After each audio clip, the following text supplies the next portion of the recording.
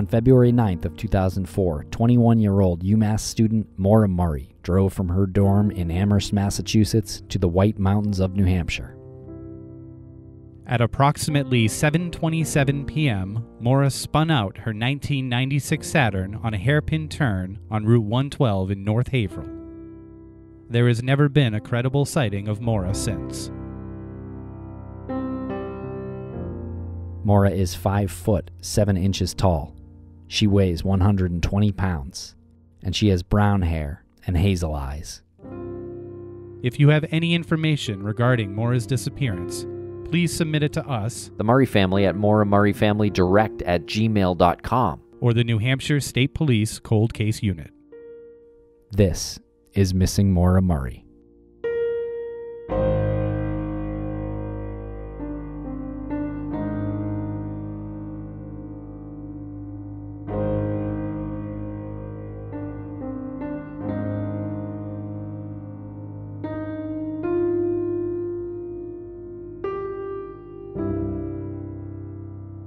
Welcome back to Missing Maura Murray. I'm Tim, here today with Lance. Lance, how are you today? I could not be better. How are you today, Tim? I'm doing great today, Lance. And in this episode, we speak with our friend Rebekah Heath. You may know Rebekah Heath from the Bear Brook case, the podcast, of course, the very well-known podcast. And we met Rebekah last year, and she is great. She is a citizen sleuth, really top-notch citizen sleuth in her approach and her track record. Yeah, you're very accurate with that. She's very responsible in her method. She's very unassuming, too, because she managed to figure out the identities of the Bear Brook murder victims. Bear Brook was a cold case that took place in November of 1978. There were bodies that were found in the Bear Brook State Park in Allentown, New Hampshire. The bodies were found on November 10th of 1985 and May 9th of 2000. The names of the victims are Marlise Honeychurch, Marie Vaughn, Sarah McWaters, that was an 11th-month-old child. Marie Vaughn was 7, and Marlise Honeychurch was 24. There's an unidentified child as well, whose age range is between 2 and 4. And Rebekah, through message boards and communication on social media, was able to pinpoint who these people were, which eventually led to the discovery of Terry Rasmussen. Yeah, he went by multiple names, and one of them was Bob Evans. And I remember years ago, Lance, when we first spoke with Billy Jensen on these airwaves, we spoke about this case a little bit. And it was right before it came out about Bob Evans. And then, of course, it took some twists even still from there. So it's really an amazing case and very complicated. And there's still more work to do. So I hope you enjoy this episode and really listen to what Rebekah says, because she is really brilliant in citizen sleuthing and her analysis and her approach. And it's really something special. And check out all of our shows, all the fine programs on the Crawlspace Media Network. We're growing daily, crawlspace-media.com, and we hope you enjoy. And follow us on Twitter at MauraMurrayDoc. Thanks a lot for listening, everybody.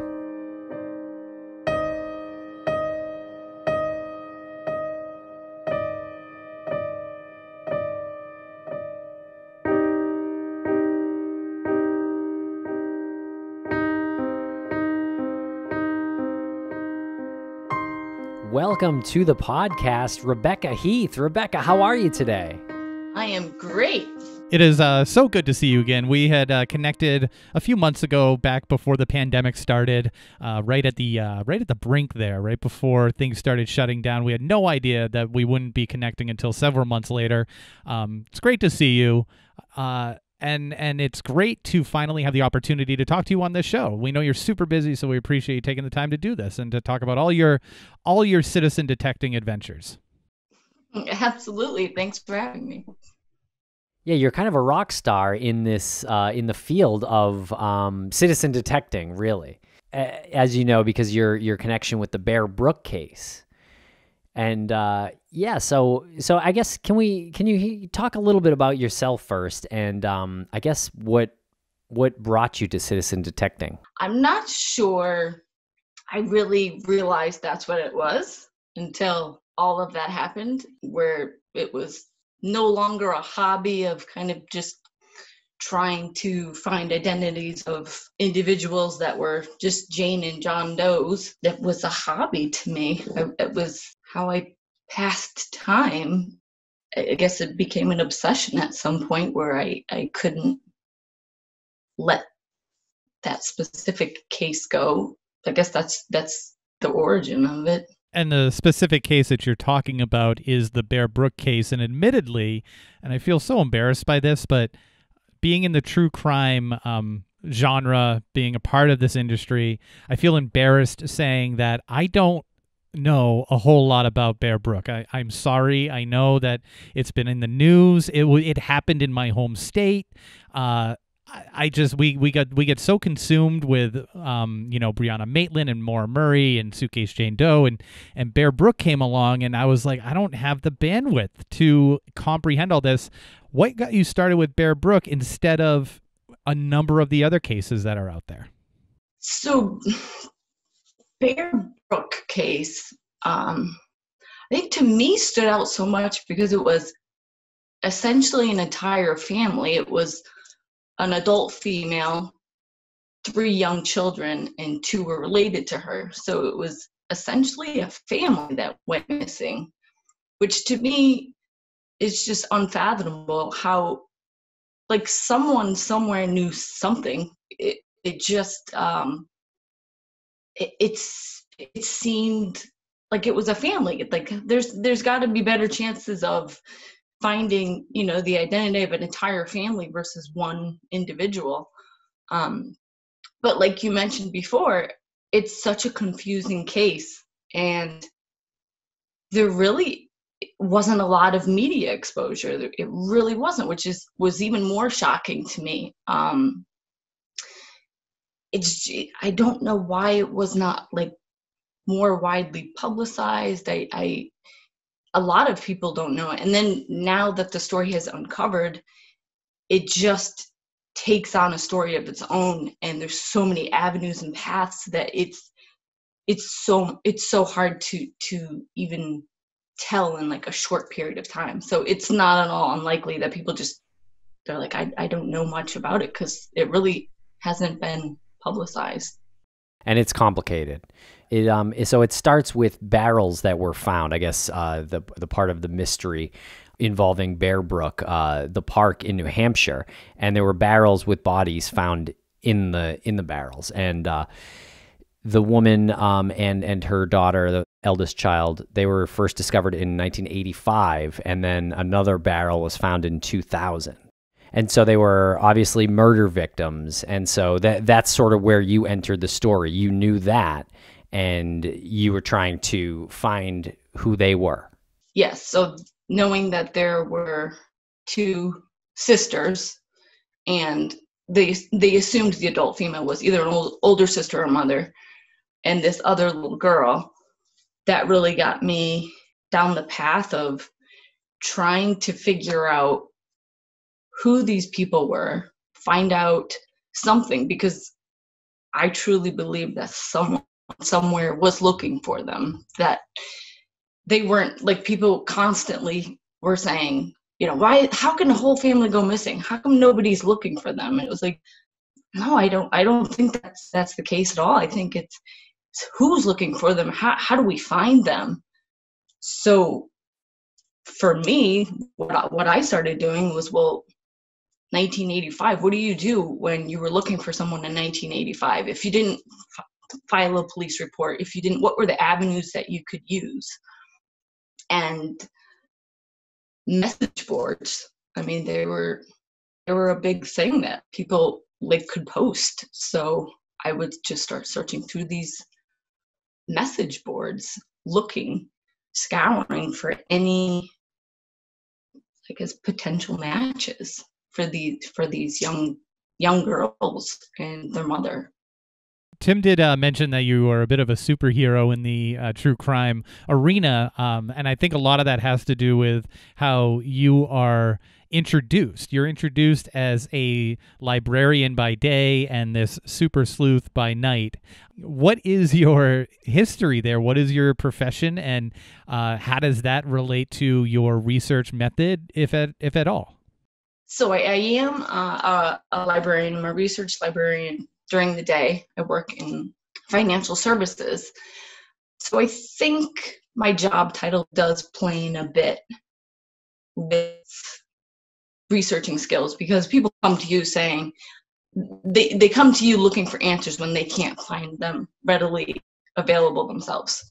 So you kind of have to have an maybe outside the box way of thinking, or you just need to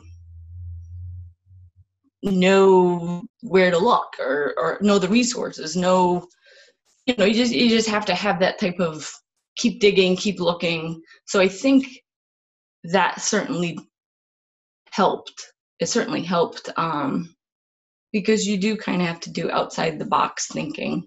Right. And so your theory was basically a great idea that there's a better chance of being able to locate these Jane Doe's identities because there's 3 of them versus 1. And that makes sense. And no, it's not that there's no one looking for these people. It's just you have to find out how they were looking. Mm-hmm. Exactly. So then, yeah, how did you do it? So these message boards, there's actually quite a few that I would go through. The Ancestry message boards was one specific one that I kind of kept going back to. So they have this area where people can post, and there are posts from 20 years ago. There are posts, that once the internet was up and running, and people started using it. So there are people looking. So I would go through any of these message boards and just go in between a couple of them, and I would start using keywords, which I was thinking, okay, if I just started putting myself in the position. Okay, I'm in the family. I'm looking for my sister's children. What would I be looking for? What are words that I'd use? Okay, niece, sister. We knew the two of the 3 girls we knew were related, but we knew that they were related maternally, not paternally. So another keyword was half sister, stepsister.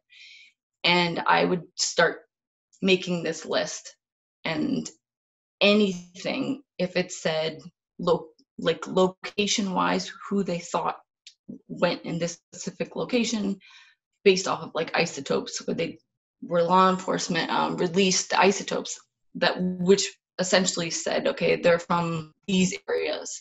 So if it matched in any of those areas, I'd put this listing in this list. So this list was just, oh my God, just hundreds of individuals looking for people. And one by one, I would go through and say, okay, did I find a record of them being alive? Have I found a recent record of them?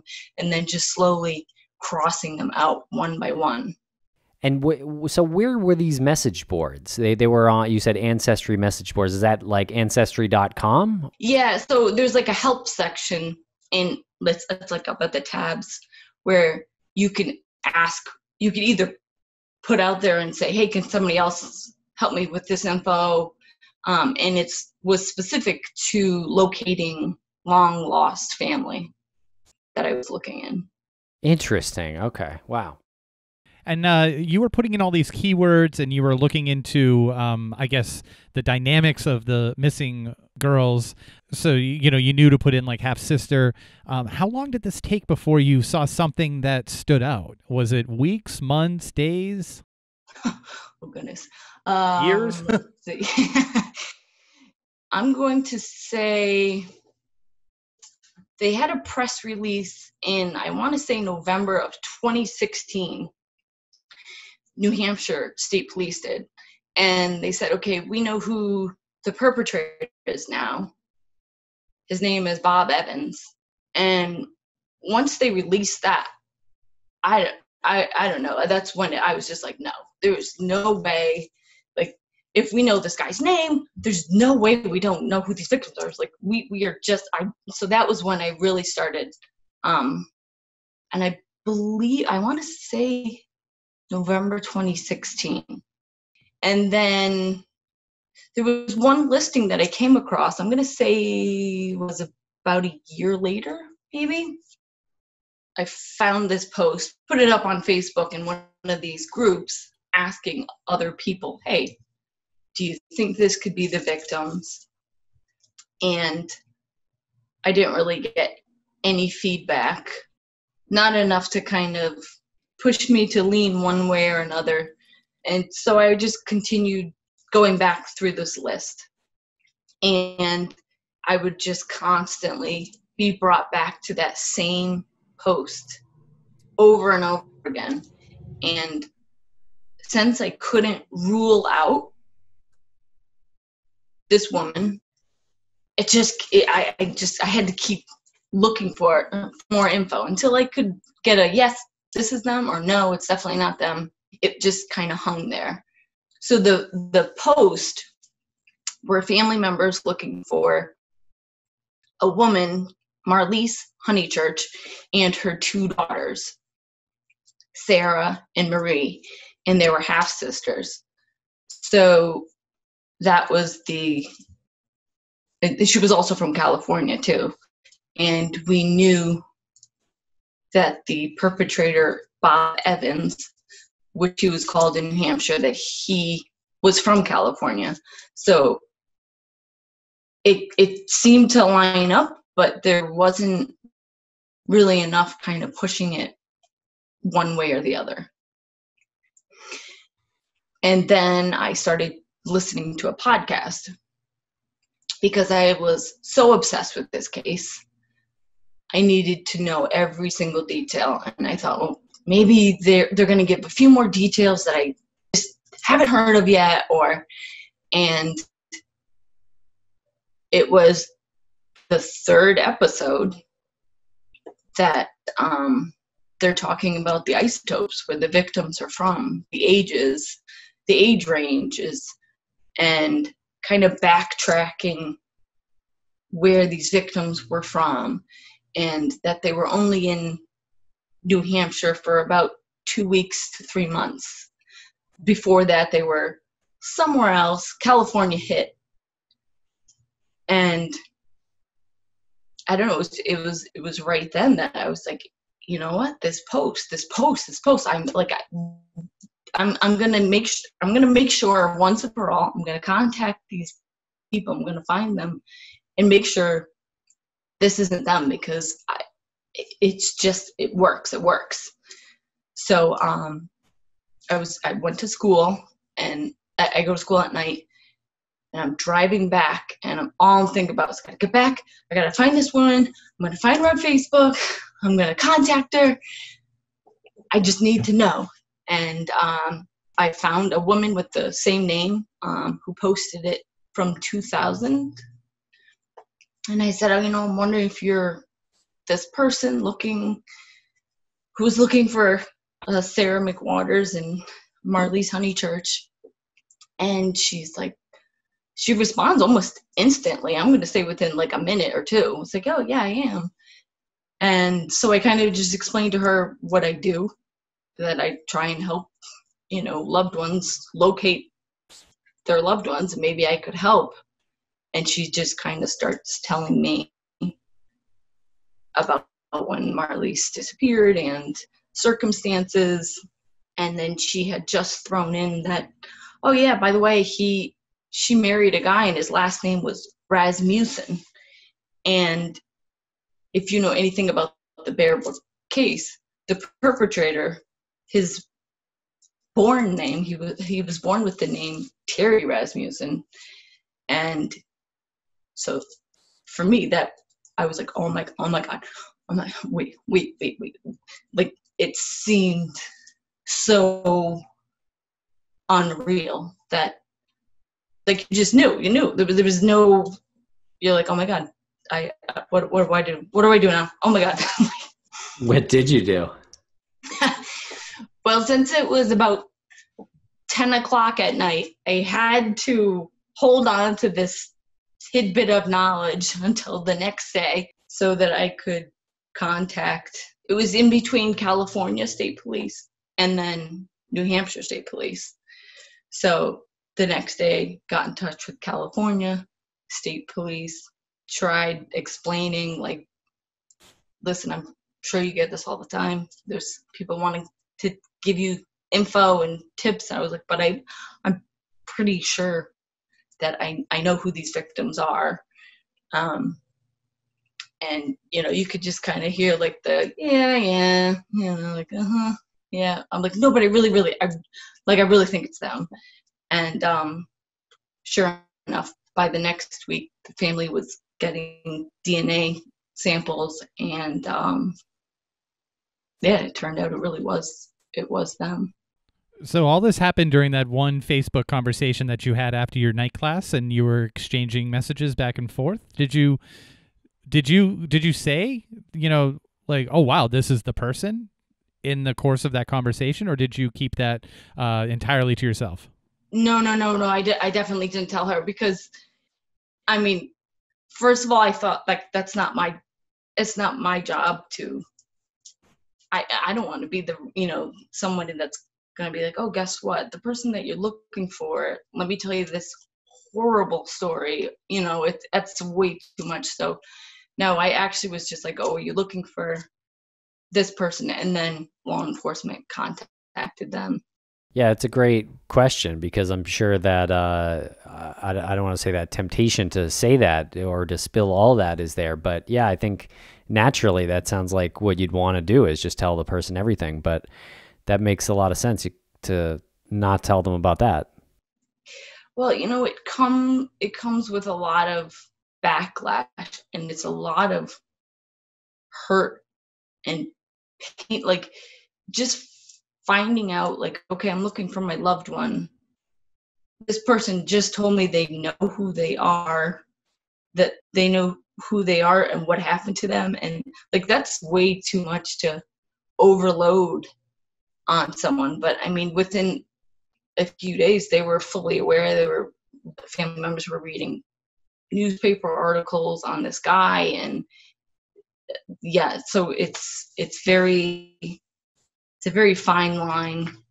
Yeah, because you have to balance that with, you know, your own excitement. I'm sure there's a lot of people out there who are doing the citizen detecting thing, and they get excited because they think that they've broken it. But I'd say 99% of the time they don't have that, you know, that connection there that actually brings it together like you had, and it's tough to resist. It's tough to resist saying, yeah, I did it. I'm the one that broke this, you know, 30, 40-year-old case. It's crazy. Yeah, there's certainly that aspect of it, but, you know, for me, it was always the victims getting their names back. That's what it was about. And the other part of it is the case is still ongoing. It's still, law enforcement still wants to talk to them without them knowing the knowledge of what was put out there, you know, and start maybe giving them memories that they thought they had, or, you know, you just you don't want to taint any of the family's thoughts or anything. And kind of, if I took that on as my own job, I think it could certainly affect the outcome in some ways. So what's up with Bob Evans, Terry Rasmussen? What happened to him over the course of all of these years? So he apparently had quite a life. All we kind of know the story backwards. We know that he died in prison in 2010 for killing his then wife, Unsoon June. At that time, he was going by the name Larry Vanner. They found out that this guy that had died was earlier, I'm going to say in the 80s, found with a child he was claiming was his own, whom he claimed her name was Lisa. He at that time was going by the name Gordon Jensen. They actually backtracked that girl and her mother back to New Hampshire. Her mother's name was Denise Bowden. She went missing with a guy named Bob Evans. So we know now that Marlise left with Terry Rasmussen. He was going by Terry Rasmussen, and now he was in New Hampshire, showed up. So it's kind of you fill in the blanks of what he was doing. We don't know. There's still so many questions. Goodness knows how many victims there are, sadly. Is that something that you're exploring? Because it sounds like he's a repeat offender. Just reading articles about him, and even his own son's account says that he had, like a dead man's look in his eyes. He sounds like somebody with no empathy, just a real psychopath. Are you trying to look at him for other crimes around that time frame? Absolutely. And the fact that, so there was another little child that was left in the barrels, which they determined was his biological daughter. So they don't know her maternal line at the time. They're trying to figure out who she was. So there is still, at least, there is the mother. There was a mother of this child, whoever she is. I'm sure that once they find out who she is, that they're going to it's just going to unravel even more, because this woman, she's missing. He was oddly enough going by Terry Rasmussen at that point. So most likely the biological daughter, her family must have known him as Terry Rasmussen. So it's almost like, okay, some people know his actual birth name, but then he had all these other aliases. Like, how do you look? How do you, the only really way to do it is assuming his style of, he would blunt force trauma, like looking at victims and saying, okay, is this time frame, location wise? But yeah, I mean, anytime I hear a case, all I do is think about him. Was there a potential? Could it be his victim? Could it? I just feel like there's a trail. Yeah, definitely. And it's not like he was particular to one location either, because you're saying that it was California, New Hampshire, the complete opposite ends of the country. So you're kind of looking at someone with the same MO in the mid to late 70s, early 80s, all over the country. All over. Yeah, because now they're saying the little girl, most likely, like, she's from Arizona, because little by little, as the story gets out, more tips come in, and they're focusing on Arizona. Sorry, they're focusing on what in Arizona? That location that he at one point was working at the mines there. Oh. And it's kind of the time frame that the daughter would have been conceived and born. So they're thinking that she was probably in that area. Meanwhile, when he left New Hampshire, he went to Texas, and then he was in between California. So, I mean, it's really like, wherever he just decided to go. So you've been looking for missing people or unsolved homicides in those areas that you think he was in? Absolutely. Yeah. Looking for more people looking for their missing loved ones that either fit those locations, the time periods. It's just, I mean, I doubt we will ever get all the answers, but there's still a lot that I think can be uncovered. Have you looked into the MO where, because it sounds like from what you're talking about in just articles that I've read, it sounds like he's the type of person that will almost infiltrate a family, and he has to get to know the woman beforehand. Am I wrong in thinking that's the type of person he is? Because so far it hasn't been like sort of random. It's been, he's got a kid or stepdaughter, Mm-hmm. It does seem like there was kind of like a I don't know if it was like a hunt for him where he liked to get them attached, move the women out of their location, wherever they were from. He'd remove them from that location. And he was very good at just lying to the families and making them believe we're just going to vanish. Like, we've got whatever stories he would tell about, like, oh, we've got financial problems, we're just not going to be seen. Take them across country, kill them, repeat the cycle over and over again. And he would often use children as, like, that's what would pull these young women in. At least that's what we know from the information that we have now. Right. So he used that same kind of template, if you will. How horrifying. Horrible. And so he would isolate the woman from her family and then move her across state lines, so where it would be more difficult to investigate. Yeah, and if you talk to the family members of when he went missing, like the woman, after he we're assuming, left the barrels, he was repeating this cycle. So there was the woman, Denise Bowden, who had her 6-month-old daughter at the time. And her family members say, like, he just was like, you're probably not going to hear from us again. And was just like such a smooth talker that they were like, okay, and left. And so I don't know that people necessarily would even think to start looking. Yeah. And you also worked with a woman named Barbara Ray Venter. Did you work directly with her, and what was her role in this? I actually did not work with her. I didn't know about her until after the case, but she is the one who identified him through DNA, Terry Rasmussen, through DNA. And she is working on the biological daughter as well. So she's working on that. And then this case, we were actually both working on at the same time, completely unbeknownst to each other. So she's still actually working to find bio daughter. Have you communicated with her since then? No.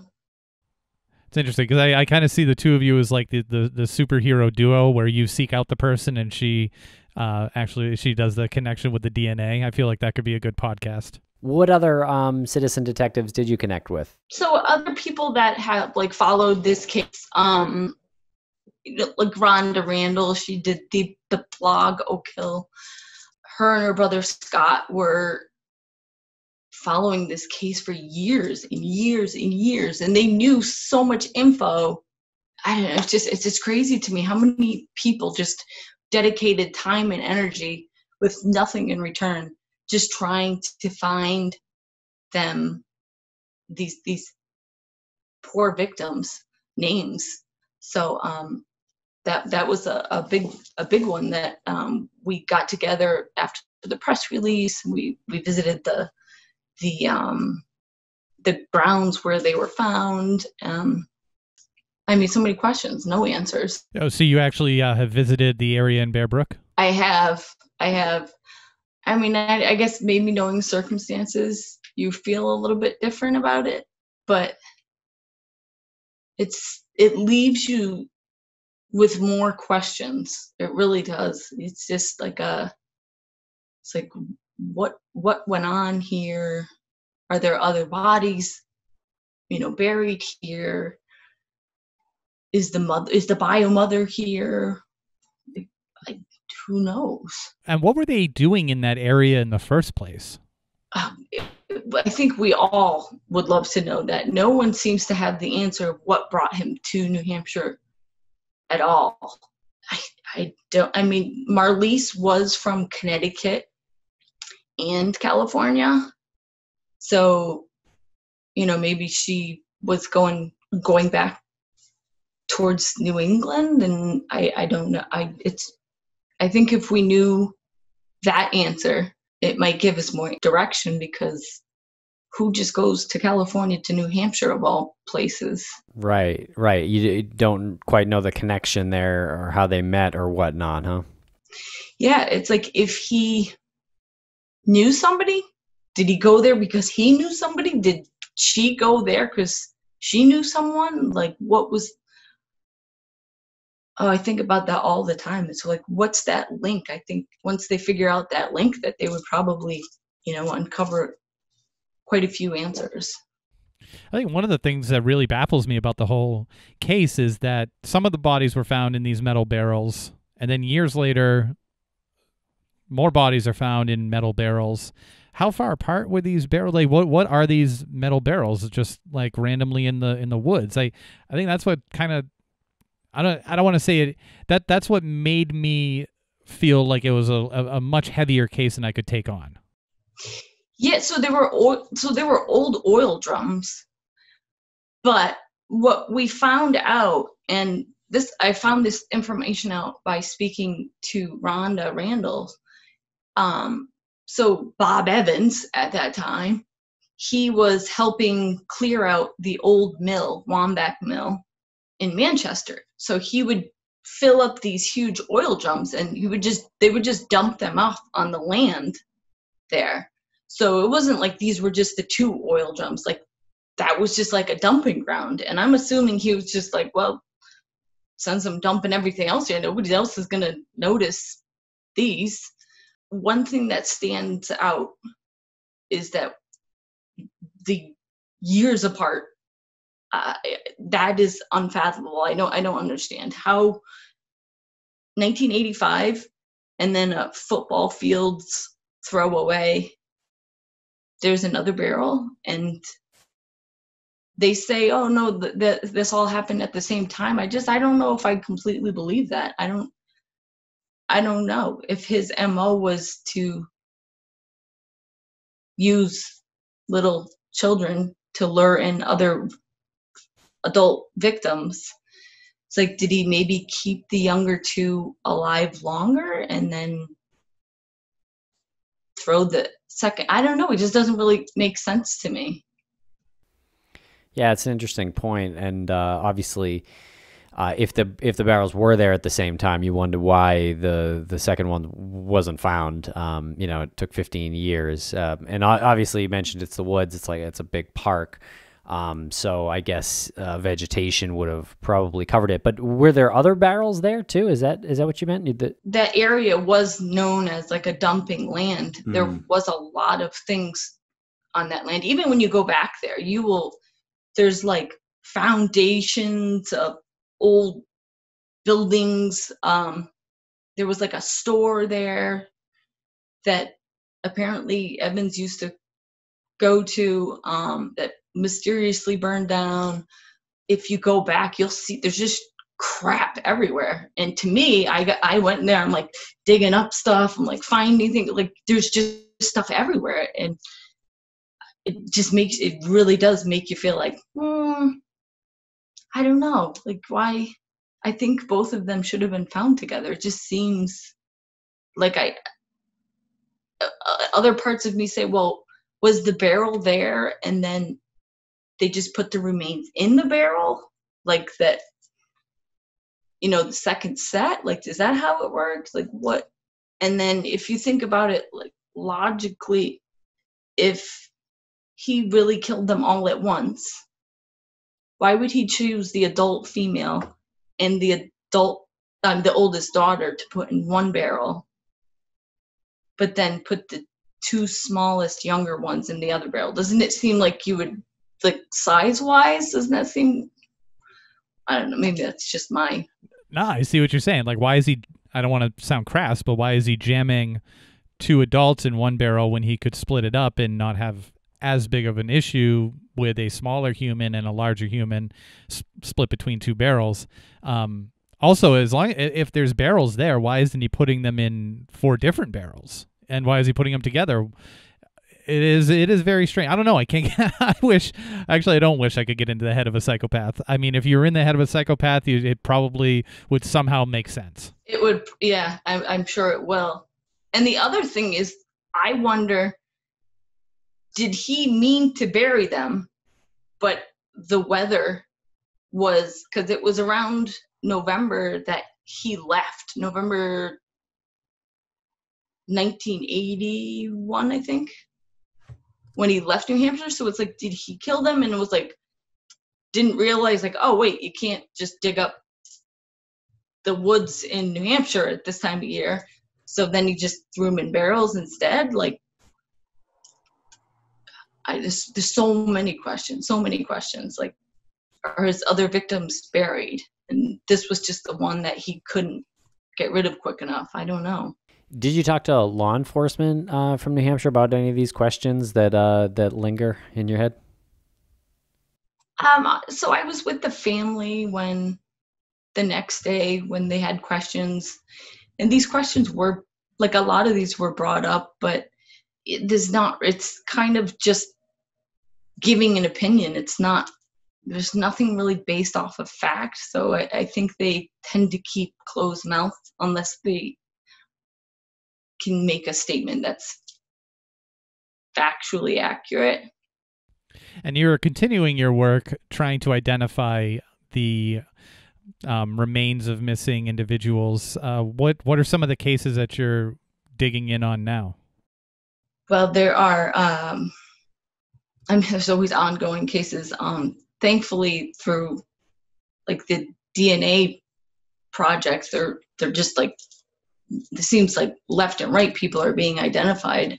There was one actually just recently. She used to be a Jane Doe that I was absolutely obsessed with in California. And it turns out I'd contacted so I had found this woman that was missing. Anita Pitot was her last name. She was missing from Maine in 1970. She was just identified as a Jane Doe, 1969, I believe, in Huntington, California. But when I had told law enforcement, they told me, oh, no, we've tracked down this woman, Anita, and she's alive. It wasn't true. It wasn't at all true. Odd to think about, like, 2 years ago, this case could have been solved too, but sometimes you're not taken seriously. What do you do in a situation like that where you're told by law enforcement that this is, it's a shut case? It's that this person is a found individual. You don't ever start looking for, like, these people posted, hey, where's Anita? Does anyone know what happened to her? Those are all of the things I go towards. I'm like, all right, let me find out. But if you tell law enforcement and they're like, no, that's a living person, you don't. All I have now is I'm looking back at all the emails going, right, I guess you can't really. Right. So now you just, like, you take screenshots of the emails and you tweet those out and say, I could have told you 2 years ago, in your face, everyone. Yeah, no, I actually did send an email back to him and forwarded the email that I sent before. And I was like, oh, FYI, just so that you know, she was identified. And I'm sure he got right back to you, right? No, well, he actually did say, thank you for letting me know. But yeah, no.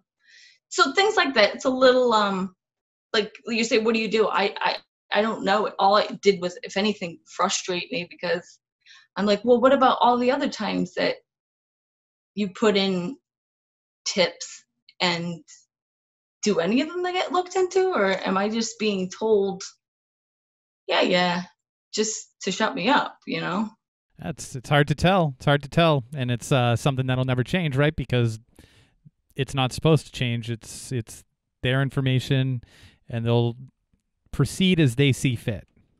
Yeah, I mean, it's sad on account of, like, the family members. And I even reached out to that woman, her family members again. I'm like, I'm so sorry. I heard the news, and, like, it's just, I don't know, you're trying to help, but I think not everything is taken seriously. So at least I know now, like, all right, what I'm doing is not completely in vain. Yeah, I think it sort of takes a little bit of relationship building too, I think, to be taken seriously by certain departments. Was that a department you had known before? Not really, not enough to. I mean, it was also before like the Bear Brook thing happened, so not that I don't know that I could be like, hey, listen, I'm a credible source, I did this, but Yeah, it definitely would help now because you're much more Googleable as far as that goes. Yeah. yeah, that's true. That's a good point. Now, we've spoken about this before, and I've seen it in a couple articles about you. And I feel like this has to do with some aspect of your work, that you had grown up in a cult and left that cult when you were 19. Do you mind talking about this a little bit? No, not at all. I was raised in a religious cult, and when I was 19, I was supposed to get married and, continue this life, and I didn't want to be a part of it. So I just decided, what, I'm not doing this anymore. I'm walking away. And when you walk away from something like that, your family you're done. They cut you off. You no longer exist in their eyes. So for me, these cases have much more of a deeper meaning to me, because I look back and say, oh my God, if something bad had happened to me, or if I had just gone down the wrong path, or I'd made this decision, and because I was so naive. I didn't have any life skills equipped so that I could work outside of that community. If something happened to me, I would just be a Jane Doe, and I'd be sitting in a morgue somewhere because my family wouldn't have come looking for me. They wouldn't have known I was missing. So that's really what draws me into these Jane Doe cases, because I feel like nobody's fighting for them. Nobody's giving them a voice. They can't do it themselves. So I want to give them whatever voice that they don't have, and try and give them their name back, the 1 ounce of dignity that they could possibly get from the situation. Yeah, that's amazing. Yeah. So I can see how that does really kind of clearly connect to what you do now. Yeah, I think it's really kind of what pushes me. That's how I get so absorbed in it.